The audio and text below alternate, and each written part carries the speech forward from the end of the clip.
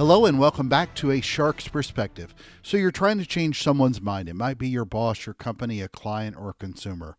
Who or whatever it is, are you simply pushing more and more, like with your advertisements as an example? Or are you first identifying the roadblocks that might be in your way and that you need to mitigate in order to move forward? Do you know how to be a catalyst and change anyone's mind? Jonah Berger is a marketing professor at the Wharton School at the University of Pennsylvania and an internationally best-selling author of Contagious, Invisible Influence in his newest, The Catalyst. And on this episode, we'll discuss inciting change, catalyst, obstacles, hurdles, fear, how to change the mind of a client, consumer, or an organization, William Wallace, freemium and lemonade stands, butterflies, and a lot more. So let's tune in to a mind-changing professor with a shark who's a catalyst for changing the world on this episode of A Shark's Perspective.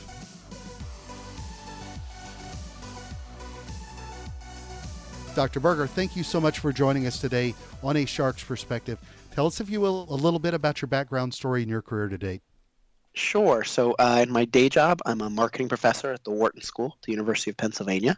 I've been there now for 13 years. I did my PhD at the Stanford Graduate School of Business, and I do a lot of research on word of mouth, social influence, why products, ideas, and behaviors catch on, as well as change. And so I help a range of companies and organizations change everything from minds to organizational culture.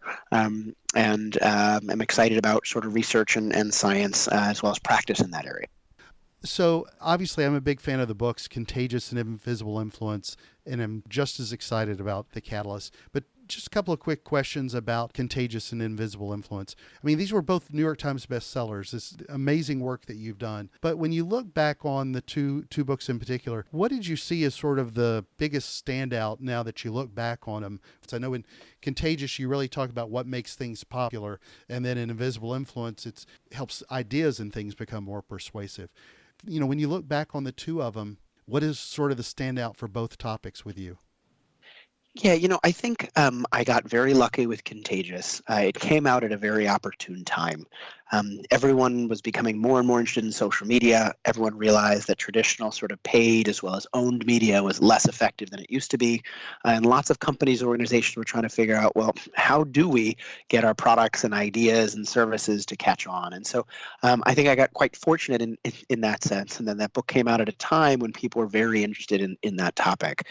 People often think it's a social media book. It's not. It's really about why people talk about and share things, but really provides a framework for thinking about, well, why do people talk about and share one product, one service, one idea, and how can I use that to get my message out there? And so that book is now out and got a million copies in over 35 languages around the world. It's really allowed me to learn a lot about marketing as well as business. I have a PhD in marketing, but I've worked in business for a few years, but I definitely did not have the exposure to the breadth of organizations that I got a chance to work with after that book. Everything from big tech companies like the Apples and the Googles of the world to small startups and everything in between. And I really learned a lot about marketing and business from seeing and working with these different organizations. Seeing different challenges, many organizations facing the same challenges, but from different angles. And so it really got me a chance to learn a lot, sort of on-the-job learning that I've greatly appreciated. Yeah, I can imagine. So let's talk about Catalyst then. What was the inspiration for that book? What made you think I need to write about roadblocks? Yeah, as I was mentioning, have gotten a chance to work with many companies, organizations, would often suggest a set of solutions, some of which were in Contagious and some of which weren't. And I realized that at the core, almost everyone that I was working with had a similar challenge, which is they had something they wanted to change. So if it was a sales or marketing type function, they wanted to change the customer, or consumer, or client's mind. If it was a leader of an organization, they wanted to change organizational culture. If it was employees, they wanted to change their boss's mind. Startups wanted to change entire industries.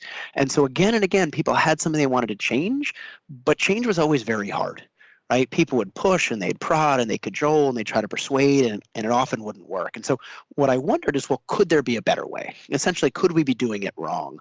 And what I realized is we often take a certain approach when we try to change minds or try to change organizations. And that is we try to push. right? We try to move things in a particular direction. We add sort of compelling force in that direction. So we provide more reasons, we provide more facts and figures, we make a presentation, we remind people why they should do something in particular. And that intuition's clear, right? The reason we think that works is because it works in the physical world. If I'm sitting in front of a chair and I want that chair to move in a particular direction, pushing that direction is a great way to go, right? I push in that direction, it goes. And so we think, well, if we push people in a particular direction, they'll go. The problem with people is they're not like chairs. Unlike chairs, when we push people, they don't just go, they often push back. And so what I realize is, well, we've got to take a different approach. And so I talk to a range of types of individuals, from great leaders and really successful startups to the best salespeople, everything from hostage negotiators and substance abuse counselors. And again, I saw the same types of practices at work. They weren't saying, what can I do to change someone's mind? They were saying instead something slightly, subtly, but importantly different. Why hasn't that person changed already? In a sense, what's stopping them? And so great catalysts don't push more. They don't add more reasons. They figure out what are those barriers to change and how do they mitigate them. And so that's what the book at its core is all about, right? How do we identify those barriers, those obstacles, those roadblocks that are often preventing change? How do we mitigate them and make change easier and more likely? So dive in a little bit further in how you did the research. I'd love to understand how you as a researcher approach this. Did you do it from the standpoint of needing to address change, or did you look at catalyzation as the solution and then look for evidence to support that argument? Honestly, what happened is I was working with a particular client and we tried something and it failed. And so Yeah, I was trying to sit there, I there was you go. sitting there going, well, why isn't this working? And so I started to try to come up with some alternate ideas. We tried a few things. Some of them worked, some of them didn't. I refined them. I worked on with another client. They worked better the next time. And so I started to see some patterns of things that were working and things that weren't. And as an academic, what I tend to do in that situation is, okay, I go to the literature, right? I look at prior research that's been done. Is there support for one of these types of approaches versus another? I also talked to some people, both at companies I'd worked with as well as ones I hadn't worked with, to get some intuition about how they face similar problems. And so it just sort of, in some sense, came together, both what wasn't working and what was. And so part of what I've tried to do in this book is sort of codify some of the patterns Mm-hmm. that are both observable in the literature as well as in actual practice, help identify some of these key roadblocks that come up again and again, and help provide at least some directions on how to solve them. So let's unpack then a little bit further, if you will, how you are seeing clients and advertisers today push. What did push mean to you? Because I'm with you as you explain that, especially as how we look at advertising and we lead with everything about features and benefits and then wonder why customers of any kind, whether it's a consumer himself or another business, why they don't react to that push message. Yeah, I mean, so let's pick on advertising Yeah. for a second. And in particular, let's pick on shampoo because I think shampoo is easy to pick on. So think about the last shampoo ad you saw, right? If you're like most people, it's probably a man or a woman with short or long flowy hair, depending on gender. That person then used the shampoo in the commercial, and then they got an attractive spouse, right? Every version of a shampoo commercial you've seen, they get an attractive spouse at the end. Why? Because if they got an ugly spouse, no one would use that shampoo, right? And that ad, it's a silly example, but that ad is basically every persuasive attempt we see from traditional advertising where people love the product or they love the service, or we talk about all the reasons why this is the right thing to do. Leaders, as we present things to organizations, we say, hey guys, do this, we should do this, we should be more innovative. I can't tell you how many meetings I've been to where the speaker before me who's at the company says, we need to break more rules, we need to be bigger risk takers, right? We all suggest these things for other people to do, but often pushing doesn't work, right? Sure, we want the boss to adopt a particular project or initiative, but give them more reasons why to do it isn't necessarily going to work because they're often going to push back. As we'll talk about, one of the key barriers in the framework is this idea of reactance, right? When we push people, they don't just go along, they push back. And understanding how that works and why that works, what the core reason why people push back, is really important for helping us think through our other approaches as well. Well, then obviously that's a perfect transition. Let's talk about the roadblocks that you've seen. I think the five roadblocks are reactance, endowment, distance, uncertainty, and corroborating evidence. What are the one or two that sort of stand out the most as the biggest impediment for people? Yeah, so first I would say, the 5 roadblocks are what you suggested. We put them together. They actually spell a word, which is reduce, and that's exactly what good Yeah. catalysts do. They don't push harder. They don't provide more reasons. They reduce the barriers or the obstacles to change. And one that we just started talking about, so I'll stick on it, is the idea of reactance. And the idea very simply there is when we push people, they push back. They don't just go along, they push back. Essentially, people have an innate anti-persuasion radar that looks in the surrounding environment, and when they feel like someone is trying to change their mind, someone's trying to persuade them, their defenses go up and they shoot down those incoming projectiles, right? They either avoid the message, so an ad comes on television, we change the channel. A salesperson calls us, we hang up the phone. They avoid it, they ignore it, or even worse, they counter argue. Right? Yes, they're sitting there listening, but what they're really doing is thinking about all the reasons why what you're suggesting is wrong, right? Which means that when you push people to do something, often they don't go along, they push back. People love freedom and autonomy, right? We love to feel like we have choice. We love to feel like our own lives are driven by ourselves. Why did I buy a particular product or use a particular service? Well, I bought that product because I like it. I use that service because it's the best fit for me.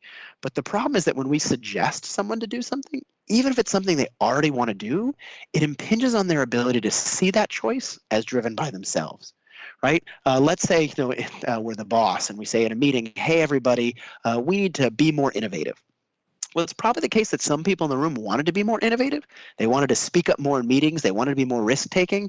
But now when they do something like that, they don't know if they're doing it because the boss suggested it or because they wanted to do it in the first place. And so because of that, they have a tendency to push back and not want to do it. We see this in our personal lives often, right? Our spouse, our partner, our friend suggests something we may have already wanted to do, but because it came from them, we're like, oh, no, I don't want to do what they wanted to do, right? It feels like it's giving in. And so rather than push people, rather than persuade people, we have to figure out how to get people to persuade themselves. And so a lot of this chapter, I talk about sort of 4 different ways to get people to persuade themselves. I'm happy to talk about a couple here, Yeah. but it's really about allowing for autonomy, giving people more of that sense of freedom and control. Tell us a little bit more then. Yeah, sure. So, one of the ways that I talk about dealing with reactants is to provide what I'll call a menu. And a great way to think about this is as the following. So, imagine you're a consultant and you're presenting to a client and you're pitching them on a particular direction or a particular idea. Often that client spends much of the meeting thinking about why we talked about why all the reasons why what you're suggesting is wrong. They think about all the reasons why it won't work, why it's going to be too expensive, why, yeah, that might have worked at the other types of businesses you've worked with, but not your own, right? Same if we're a marketer, same if we're a leader, right? The audience is sitting there thinking about all the reasons why we're wrong. And if we suggest one idea, one direction, one solution, that's what they're going to do. But if instead we present multiple, instead of giving them one option, we give them a choice, we give them at least 2 or 3, it subtly shifts their mindset and their role. Because now rather than sitting there going, okay, what's all the reasons why this is a bad idea? Mm-hmm. Implicitly, what they're doing is they're comparing the different options you suggested, figuring out which one is the best fit for them. And by doing that comparison and thinking about which is the best one for them, they're much more likely to choose one at the end of the day, right? Think again to our personal lives. If someone asks, oh, what do you want to do this weekend? You say, I want to go to a movie, right? Often they'll say, oh, I don't want to go to a movie. Or, oh, it's so nice outside. Or, oh, why don't we do something else, right? They shoot down your suggestion. If you instead say, we could go to a movie or we could go out to dinner, now they're going to be like, okay, well, which one of those do I like? And now I'm much more likely to go along with one of them at the end of the day. And so whether we're trying to get the boss to do something, providing a couple options, whether we're trying to do a client to do something, providing a couple options, in some sense it's guided choice. It's not infinite choices. It's not 100 different options. It's not 50 different options. It's not 30 different options. It's not an overwhelming amount of choice, but it's a few options, giving people that feeling of freedom and autonomy like they're participating. And because they're participating, they're much more likely to persuade themselves. So smart. Let's go to 2 other letters. I feel like I'm on Wheel of Fortune that I wanted to quickly talk about. One was endowment, and people are wedded to what they're already doing. What sort of a way to get people to unchain? That's one of the ones that I feel that people are so locked in to historically either gut based or what they think is data driven decision on it. And then they get locked into doing the same thing over and over again. How do you sort of, from a high level overcome that? Yeah, so stepping back for a second, you're exactly right, right? We have an emotional attachment to Exactly. the thing we've been doing. And that's important because, when we're trying to get some people to switch, we're not only getting them to do something new, we have to get them to let go of something old, right? Exactly. That's the difference between, if you don't have a lawnmower and I'm asking you to buy a lawnmower, I have to convince you that my lawnmower is a good one, but I don't have to get you to let go of something, which is very different than if I'm trying to get you to let go of your old lawnmower to buy a new lawnmower. If I'm trying to get you to let go of your old service provider to use a new service provider, because two things are true. One, people hate new things, right? People are neophobic. They're uncertain. They're uncertain that new thing is going to be better, but they're also very much attached to the old thing. And we can talk about uncertainty in a That was second and that was switching the costs. other letter. Yeah. Oh, good. Yeah, talk about it in a second. But what we can't forget is we're attached to the old stuff. Why? We know it really well, so we're less uncertain. But we also just have emotional attachment. We value things we're doing already more than new things. There's some great research, for example, that shows in a home buying context, for example, people value their home more the longer they've lived there, even above market price. So if you've lived in your home for 15 years, you value it more than if you lived there for 10 years, even controlling for the actual market price. Why? Well, you become attached to it. You know it, you love it, your memories are attached to it. You can't imagine someone else wouldn't value it the same. And so there's lots of research on what's called the endowment effect, which essentially what shows is we value old things more than new things. We value what we're already doing, what we're already thinking, what we're already using, what we already own. If it's mine, we value it more. So imagine, for example, I said, hey, here's a mug. It holds coffee or it holds tea. How much would you be willing to pay for this mug? You might look at it. You might say, okay, I'm willing to pay, I don't know, $2, $3, something like that, whatever it might be. But if I instead gave you the mug, I said, this is your mug. You can hold on to it. By the way, if I asked you to sell it to someone else, how much would you be willing to sell it for? You would think those two numbers should be the same, right? The mug's exactly the same. It holds the same amount of coffee, same amount of tea. It has the same logo on the front. It's exactly the same mug. The thing itself is the same, but people often value it at least 2 times more if it's already theirs. The mug they own already, they want much more to sell that mug than they're willing to pay to buy it in the first place. And so that's really the challenge when we're trying to change someone's mind, right? We've got to get them to let go of that old thing. We often think that sticking with the old thing is costless. It won't require any effort to change. It's often not as costless as we think. And so we have to get them to let go of that old thing and overcome or ease that endowment that's occurring. So the other was U, the letter U, and the reduce methods, and talking about uncertainty.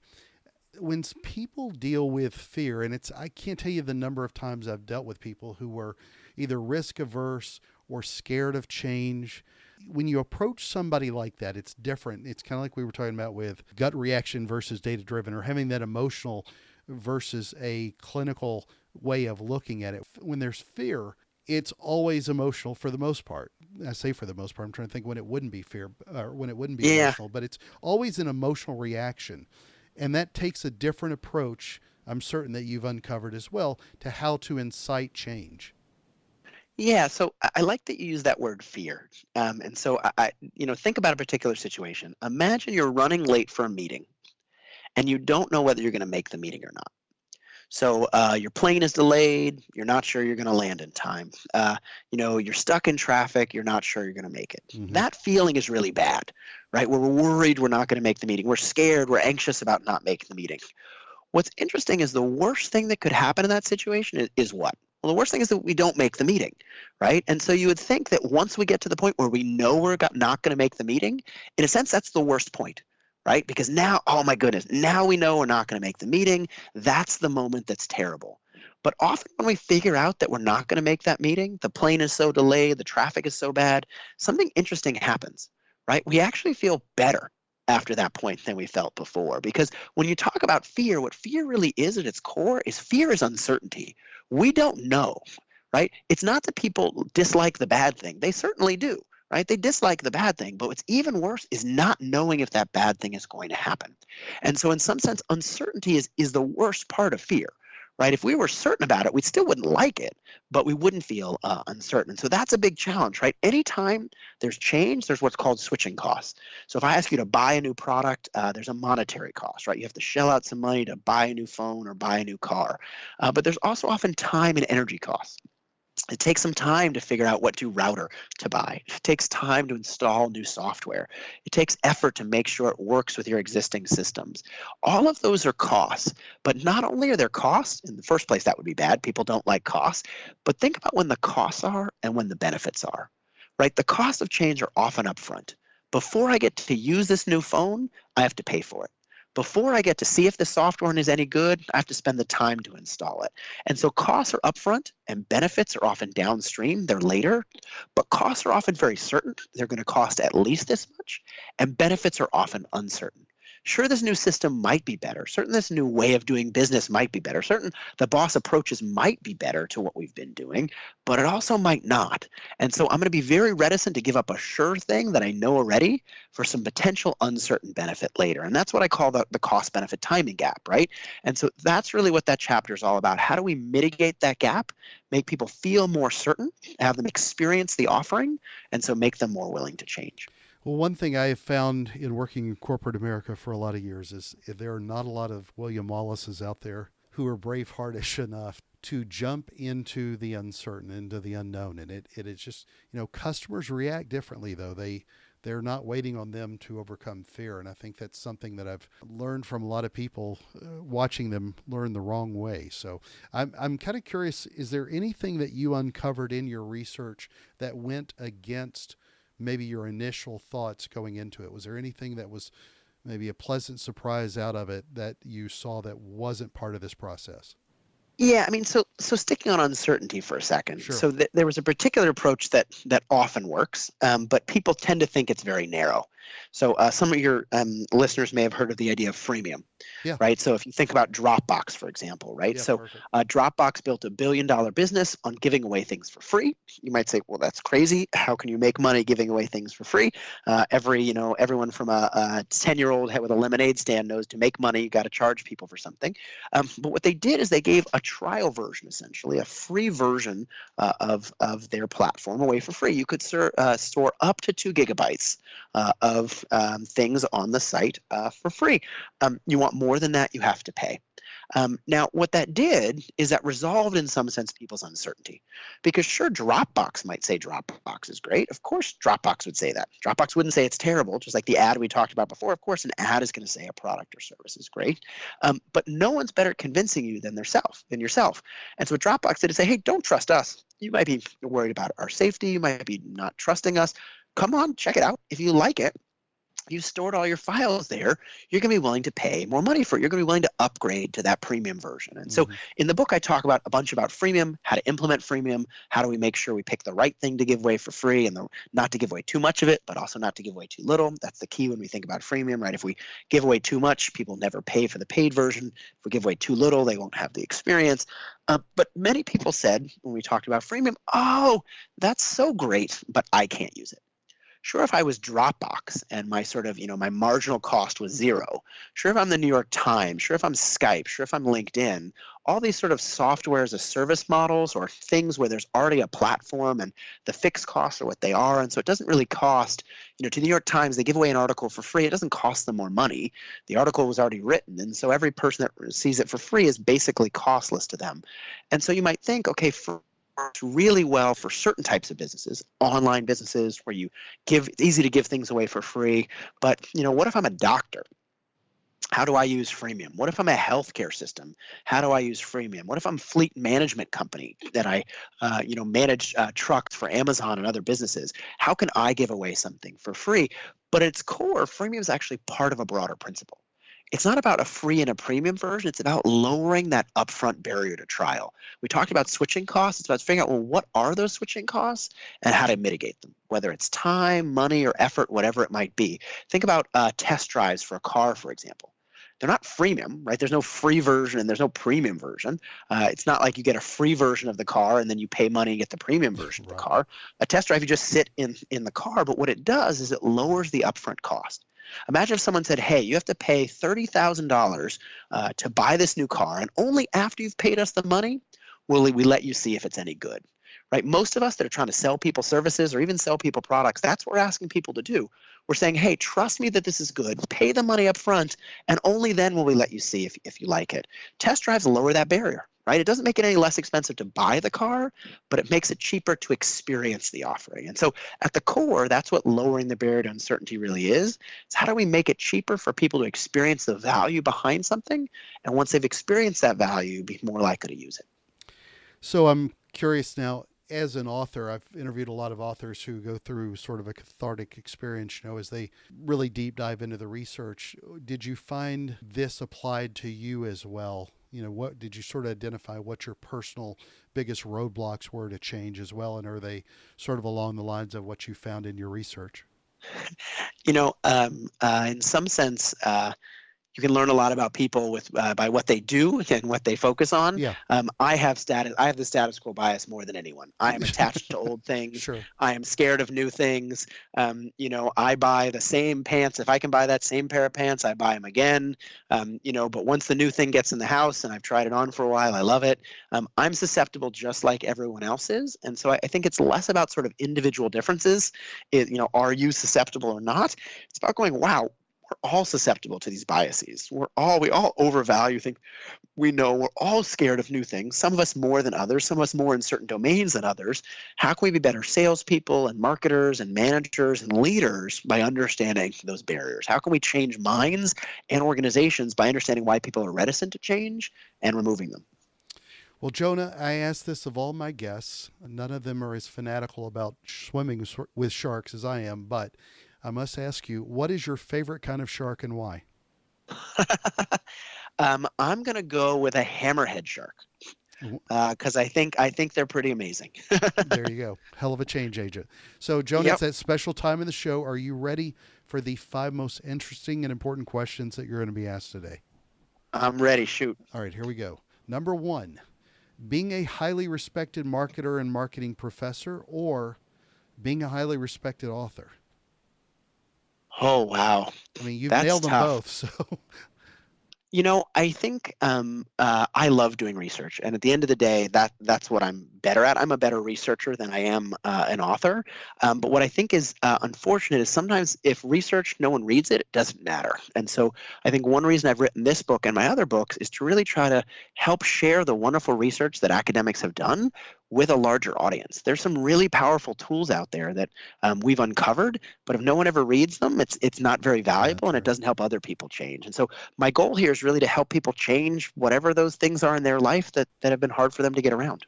number 2, then, looking back now on your previous books, if you had to pick your favorite child, Contagious or Invisible Influence?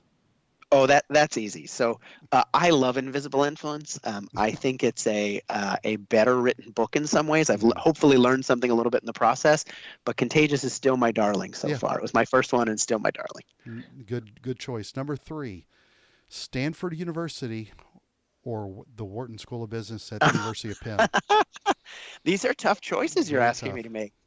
I'm going to go with Stanford just because many of my formative years were there and they Sure. made me who I am, though I owe a great debt to the Wharton School as well. It's helped me forward me along also. But, Stanford got me earlier. They were nice enough to let me in, and I got a great education. Yeah, the alma mater is never a bad wrong answer, or Yeah. a bad right answer. So, number 4, the monarch butterfly or the tiger swallowtail? Oh, I'll go with Monarch Butterfly. I think the monarch's on the cover. So, I'm not a butterfly expert, but when I was looking at monarch butterflies, it looked closest. Or do you know if it's any different? I believe it is a monarch. What I also love the most about the cover is the brains inside the butterfly's wings. Yes, I did like that. I think that's a nice touch, hopefully. Number 5, and the most important question that you're going to be asked today, probably the toughest one you'll be asked at Wharton or Stanford: biscuits or cornbread? I think that's an easy one. I'm going to go with cornbread. Good man. So, Yeah. so Jonah, I'm really looking forward to yet another New York Times bestseller. But where can people find out more about you, read the books, keep up with what you're doing and your thought leadership, and more? Oh, sure. Well, first of all, thank you for having me. I Of course. really appreciate it. The book is available wherever books are sold, so Amazon, Barnes & Noble, available as audiobook as well. People can find me on my website. That's just Jonah, Jonah, Berger, BERGER.com. There are lots of resources there, from how to change a boss's mind, how to change an organization, how to change a client's mind. And I'm also, of course, on LinkedIn and on Twitter at J1Berger. Dr. Berger, it's been an honor, and thank you again for being with us today on A Shark's Perspective. Thanks so much for having me. So there was my conversation with Jonah Berger, a marketing professor at the Wharton School at the University of Pennsylvania and an international best-selling author of Contagious, Invisible Influence, and his newest, The Catalyst. Let's take a look at 3 key takeaways from my conversation with him. First, we spoke a lot about catalysts for change. He said, and I quote, "So great catalysts don't push more, they don't add more reasons. They figure out what are those barriers to change and how do they mitigate them." Great point. We've got to identify those barriers and obstacles to change in order to make change more likely. Then we dove a little bit further in reference to how advertising has been used as a catalyst. I love the reference to the shampoo commercial and how you wash your hair with shampoo in the ad, and then you gain the hot-looking companion as a result. Again, that goes to how we continue to push features and benefits on people and expect them to react in our favor. But do you ever think about how and why they react a certain way and why sometimes they push back? Likely no. You just hit them with more advertising and think eventually they'll fall your way once they succumb to better creative ad copy or, better ads in general. Look, advertising works or companies wouldn't do it, but understanding what drives true and better change is crucial to driving growth and better performance. You're trying to incite change. Just don't look at it as some sort of blunt force object with your ideas or your ads or something that people just don't want to see or hear. Second, in the book Catalyst, he identifies 5 key roadblocks to change: reactance, endowment, distance, uncertainty, and corroborating evidence, or simply REDUCE for short. It's reducing the barriers or obstacles to change. Just remember that often people don't go along, they push back. They bought the product because they liked it, not always because you pushed it. And people want a choice. Great point that we can use to drive performance as a conversion tactic, as well as give people a guided choice. Not an infinite number of options, but a few. He said, and I quote, "Give people that feeling of freedom and autonomy like they're participating. And because they're participating, they're much more likely to persuade themselves." Great point. Third, really love how he talks about when we are marketing or selling a product or service, or even just an idea, we need to take into account that people are wedded to what they're already doing. It's why a lot of people stick with the status quo and they make gut-based, emotional decisions and not data-driven ones. A lot of people are risk-averse and hold on to fear. They hold on to their emotional support blanket, their whoopee, and that's what they're used to doing. As he said, people have an emotional attachment to the thing they've been doing, and when we're trying to get people to switch to something new, we have to at least understand that they might have to let go of something old. People place value in the things they're doing already. That's the endowment effect, and that's why you've got to ease the endowment that's occurring in order to incite change. Got a question? Send me an email to kenneth@asharksperspective.com. Thank you again for the privilege of your time. So let go of your own well-being. Be a catalyst for change in the world. Just keep coming back here and join us on the next episode of A Shark's Perspective.